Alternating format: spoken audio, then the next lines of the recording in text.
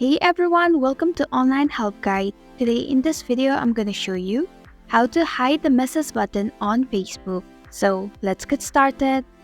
Begin by launching your Facebook application.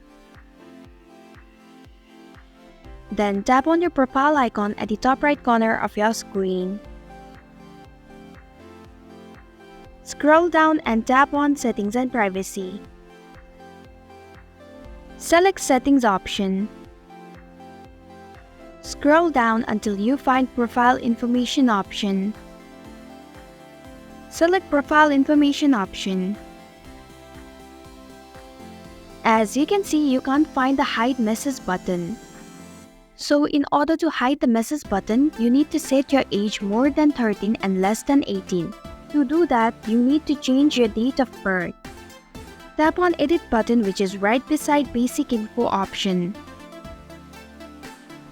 Now change your birth date.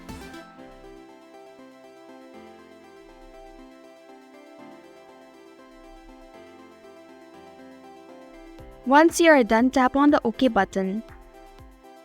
And check on I confirm that I am 13 years old.